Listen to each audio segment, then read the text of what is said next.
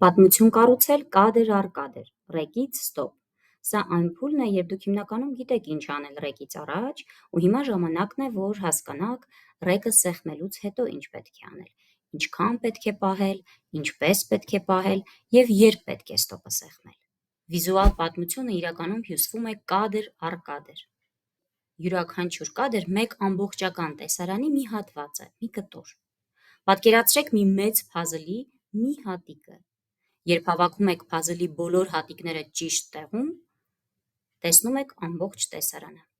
Ուղղակի հիշեք, որ սա ձեր փազլն է, ձեր պատմությունը և դուք եք որոշում, թե ինչպիսի տեսարան եք ուզում ստանալ վերջում: Դիտենք ՄԱԿ-ի նկարահանած մի թարմ հոլովակ: Ես հայերեն ենթագրեր եմ ավելացրել, որ հասկանալի լինի բոլորին: Սա կանանց ուժի մասին է և ոչ միայն: What is power? It's louder than a shout and softer than a whisper. It's in every voice, leading us through fear and fire. This is our power. What is power? I am power. We are power. This year, No matter what happens, we refuse To let anyone take our power. Our voice. our rights. our opportunities. This year, we March forward. For all of us. Ընդամենը 50 վայրկյան էր, բայց ինչ հզոր կադրեր էին, ինչ ուժեղ խոսք, պարզ, կարճ, կոնկրետ, այն ինչ դուք տեսաք, երկար մտածված, մանրամասն պլանավորված ու գծագրված էր նախապես: Պլանավորեք ձեր նկարահանումը մտքում և թղթին: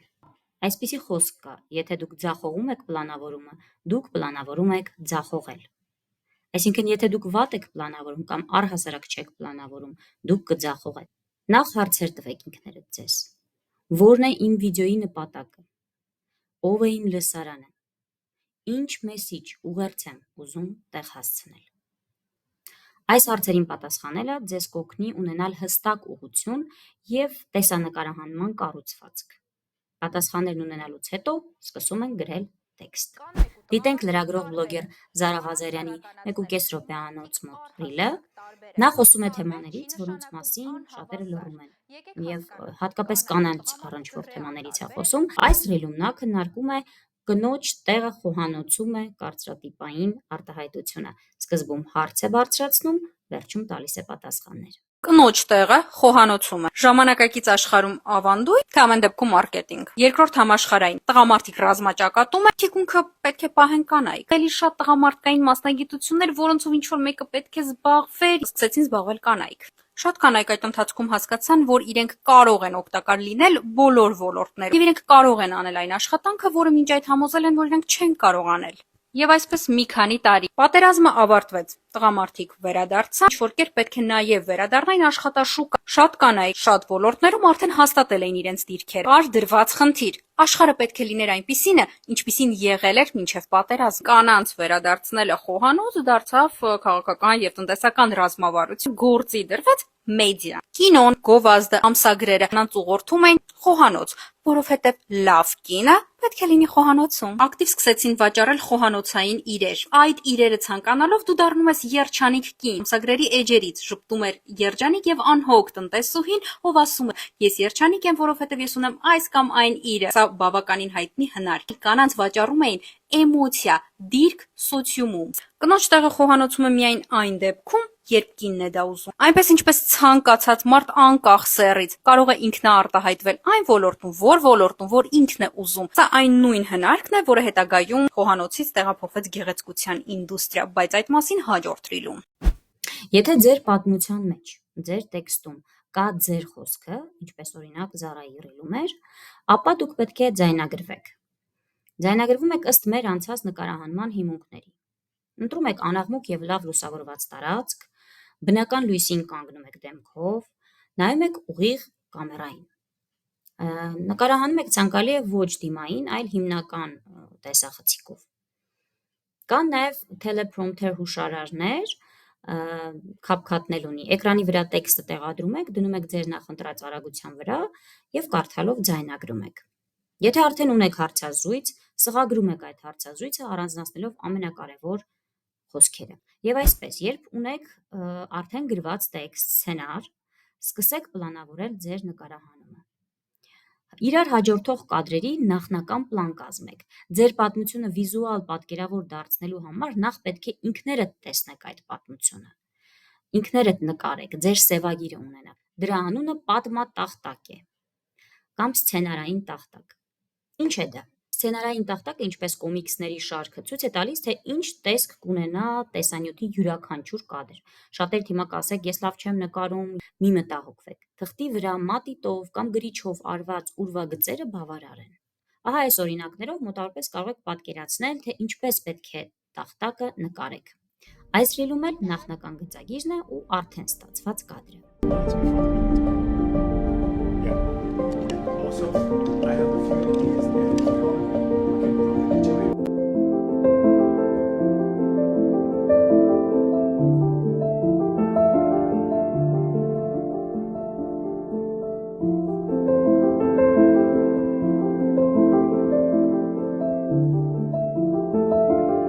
Որպեսզի դուք ձեր պատմատախտակը նկարեք, որոշեք որտեղ ինչպիսի կադր է լինելու, դուք պետք է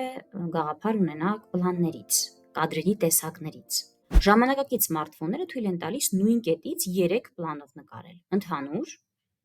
0.5x, միջին 1x եւ խոշոր պլան 2x-ից մինչեւ 10x եւ անվերջություն։ Կադրը 3 պլանով տեսնում եւ ֆիքսում են տեսախցիկի ներկառուցված ոսպնյակները, որ սմարթֆոնների հետևի մասում են գտնվում։ Նկարեք հիմնականում 1x-ով եւ ընդհանուր պլանով 0.5x-ով։ Աշխատեք խոշորացրած, զում արած չնկարել, ոչ էլ տեսագրման ընթացքում զում անել։ Դուք առաջին տեսադասին ձեր ուղարկած վիդեոներում շատ եք այս սխալը արել, դա կադրի որակը գցում է։ Իսկ եթե ոսպնյակները թույլ չեն տալիս, ավանդական հին ձևերով կարող եք ֆիզիկապես հեռախոսով մոտենալ օբյեկտին, երբ ուզում եք խոշոր պլան, եւ հետ գնալ, եթե ուզում եք ընդհանուր պլան։ Կադրերը նկարեք ցանկալի է հենած կամ ամրացրած որևէ բանի, որպեսզի մաքսիմում նվազեցնեք շարժը դողը։ Դրանք պետք է լինեն առնվազն 5-ից 7 վայրկյան։ Ռեկ արեք, հաշվեք կամ տեսեք 5-ից 7 վայրկյան անցավ, հետո նոր ստոպը սեղմեք։ Եթե նկարում եք մեկի գործողությունը կամ որևէ գործողություն, դրա տարբեր դրվագները, փուլերը պետք է նկարեք առանձին։ Հետո մոնտաժով հավաքեք ամբողջ գործողությունը։ Հիմա հասկանանք, թե այս 3 պլաններով ինչ կարող ենք փոխանցել դիտողին եւ կադր որսալու էլ ինչ տեսակներ կան։ Ինչպես վիզուալ պատմությունը պատմենք, տարբեր կադրեր փոխելով։ Հաճախ մեկ կադրով էլ հնարավոր է մի ամբողջ պատմություն պատմել։ Բայց եկեք քննարկենք 8 կադրի տեսակներ, որով հնարավոր է պատմել ցանկացած պատմություն եւ պատմել վիզուալ շատ ավելի հետաքրքիր։ Ընդհանուր կադր։ Այս կադրը մեզ տանում է միջավայր, այնտեղ որտեղ մենք ենք։ Սրանով կարող ենք փոխանցել մարդու մենակությունը կամ ազատության զգացումը։ Դիտողին տանում ենք դեպի թեմա, մտցնում ենք միջավայր կամ դուրս ենք բերում այդ միջավայրից։ Միջին պլան մոտավորապես այն է, ինչ հիմա տեսնում եք։ Բավարար չափով ընդարձակ է միջավայրը տեսնելու համար, բայց նաև բավարար մոտ է, որ տեսնեք ինչ է անում օբյեկտը։ Կադրում եւ մարմին կա եւ դեմք, թեմայի ակնարկ կա, խոշոր պլանը։ Սա այն կադրն է, որով մենք կենտրոնացնում ենք դիտողի ուշադրությունը, ընդգծում ենք ամենակարևորը՝ դետալներ, հույզեր, էմոցիաներ, ասենք աչքը, մկնիկը, պահ, դետալ, որ քո պատմության շատ կարևոր մաս է։ OTS-ը ությակ են ասում կամ ավելի շուտ ուսի վրայով կադրն է, դիտողը տեսնում է ինչ է դիտում իր կերպարը, օբյեկտը, ինչին է նայում, ասես պատկերը տեսնես կերպարի աչքերով նրա դիտանկյունից։ Հաճախ հարցազրույցների դեպքում է օգտագործվում, երբ հարցազրույց վերցնողի ուսն է մեջքից երևում, բայց կադրի ֆոկուսը հերոսի վրա է։ POV-ն, point of view-ն, դիտակետ, երբ դիտողը նույնանում է կերպարի հետ։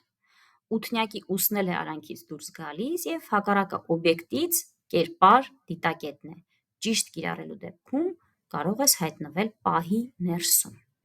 Ուղեկցող օբյեկտի հետ շարժվող ուղեկցող կադր է, երբ դու ոչ թե նստած դիտում ես, այլ շարժվում ես կերպարիդ հետ, մասնակից ես նրա գործողությանը, նրան զուգահեռ։ Ոչ միայն վազելիս, այլև հանգիստ քայլելիս։ Կադրը կենդանի է դարձնում սա։ Շարժում կա փոփոխություն ցույց տալու շատ լավ տարբերակ է։ Շարժում կադրում։ Այստեղ կամերան չի շարժվում, բայց օբյեկտն է շարժման մեջ։ մտնում է անշարժ դրված կադր, անցնում է կադրի միջով դուրս գալիս կամ մնում է կադրում։ Բնական շարժումը ցույց տալու շատ լավ տարբերակ է հանգիստ խաղաղ վիճակ առանց բարդ հնարքների։ Push in եւ out, հրել, տանել ներս եւ հետ բերել, հանել դուրս։ Շարժման միջոցով ավելի ես կենտրոնացնում դիտողի ուշադրությունը, տանում դեպի կարևորը, մի տեսակ էմոցիոնալ ճնշում կա այստեղ։ Հետ բերելով հակառակը տարածություն ես տալիս կադրին, դուրս ես բերում լարվածությունից, պատմությունից, ասես պահը արդեն անցած է։ Շատ հաճախ այս կադրով ավարտում են պատմությունը։ Այս 8 կադրերի տեսակներին գումարեք նաև մեր նախորդ դասին սովորած 3 դիտանկյունները՝ բարձր, ցածր եւ աչքի դիտանկյուն, եւ տեսեք թե ինչ ծով հնարավորություններ ունեք ստեղծագործ տեսանկարահանելու։ Սրանք ընդհանրապես խմբավորված տեսակներ են, բայց սա ստեղծագործելու խաղ է։ Դուք կարող եք խաղալ, փորձել, տեսնել որն է ձեր պատմությանը ամենահարմարը, ամենաազդեցիկը, ամենաաշխատողը, թեկուզ շատ անսովոր դիտանկյուններ փորձարկեք։ Եղեք կրեատիվ, ստեղծագործ, ոչ սովորական։ Փորձեք յուրահատուկ կետից նկարել տեսարանը, հերոսին կամ գործողությունը, այնպիսի կետից, որ սովորական դիտողին հասու չէ։ Անցումների մասին էլ կարող եք նախապես մտածել, որևէ չեզոք բան, սև ֆոն, օրինակ, որ հետագայում գուցե հեշտացնեք մի կադրից մյուս կադրի անցումը մոնտաժի ժամանակ։ Տարբեր անկյուններ փորձեք, տարբեր ոճեր փորձարկեք, հասկանալու որն է ավելի սիրուն ստացվում ձեզ մոտ։ Այս վիդեոն դիտեք ու ուշադրություն դարձրեք անցումներին, նախապես մտածված եւ հենց նկարահանման ժամանակ նկարված անցումները։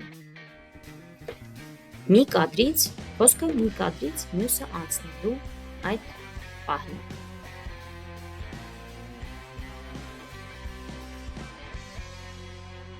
Անսովոր դիտանկյուն ստանալու համար կարող է պետք լինի, որ դուք փոխեք ձեր դիրքը ֆիզիկապես, կամ փոխեք հեռախոսի դիրքը, կամ անսովոր ձևով բռնեք հեռախոսը, կամ դուք պառկեք գետնին, կամ ձեռքը իջեցնեք, կամ բարձրանաք որևէ բանի վրա, կամ որևէ բանով բարձրացնեք հեռախոսը։ Հեռախոսը շարժելու, հեռախոսով տեղաշարժվելու համար հիմա կա gimbal կոչված աքսեսուարը, կամ այլ օգնող տարբեր սարքեր, բայց եկեք մենք սովորենք մեր մինիմալ ունեցածով, այն ինչ ունենք՝ ձեռք, աչք, հեռախոս։ Այստեղ էլ կարող եք ստեղծագործ լինել։ Օգտագործեք ցանկացած բան, որ ձեր ձեռքի տակ է, որպես հեռախոսի հենման կետ, անշարժ պահելու կամ շարժելու, էֆեկտ ստանալու, անցում նկարելու, տարօրինակ ու հետաքրքիր դիտանկյուն ունենալու համար։ Կլինի սեփական ձեռքի ափը, փոշեկուլը, աթոռի թիկնակը, դուռը, սրբիչը, էկրանը, սկոչը, կպչուն ժապավենը, գլխարկ, արկղ, աստիճան, միայն խնդրում եմ անվտանգության կանոնները պահելով, ձեզ ու մյուսներին չվնասելով։ Մի տեսանյութ եմ ուզում դիտեք, սա իհարկե մարքեթինգային գովազդային տեսանյութ է, պիցերիա է, բայց շատ հետաքրքիր հնարքներ են մտածել, ինչպես ստանալ գովազդային փոքրիկ տեսանյութ։ Դիտեք, ինքնահետ կպատկերացնեք եւ խնդրում եմ կադրը դիտելիս նաեւ ուշադրություն դարձրեք, մտածեք, թե որտեղ է տեղադրված հեռախոսը։ Եվ շատ պարզ հնարք է, բայց բավական ազդեցիկ։ Սովորական վազքը, ինչպես կարելի է հետաքրքիր նկարել, այսպես կադր, վազքի բոլոր փուլերը տարբեր դիտանկյուններից ֆիքսելով, հետո միավորել։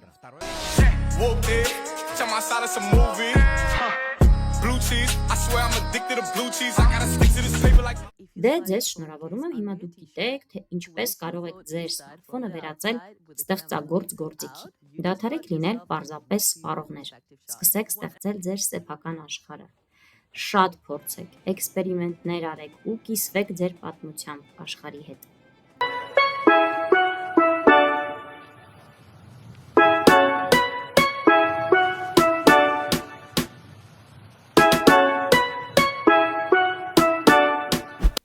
Դասի վերջում ներկայացնեմ պարզ, բայց պարտադիր գործողություններ ռեգից առաջ։ Մաքրել ոսպնյակները և դիմապակին, միացնել airplane mode-ը, որ չստանաք զանգ, ծանոթություններ, հեռախոսի լիցքավորումը ստուգել, բավարար չափով ազատ տեղ ունենալ հեռախոսում, պարտադիր թեստ անել, փորձնական վիդեո նկարել, մանավանդ երբ դուք եք պատմողը, նայել ուղիղ օբյեկտիվին, ոչ թե էկրանի մեջ, ձեզ կամ լույսին, կամ ռեգի կոճակին, որ ձեր կապը դիտողի հետ լինի բառի բուն իմաստով ուղիղ։ Մի վախեցեք սխալվելուց, երեխեք, մի վախեցեք։ Եվ շատ փորձեք։ Շատ փորձեք։ Շնորհակալ եմ, կհանդիպենք հաջորդ դասին։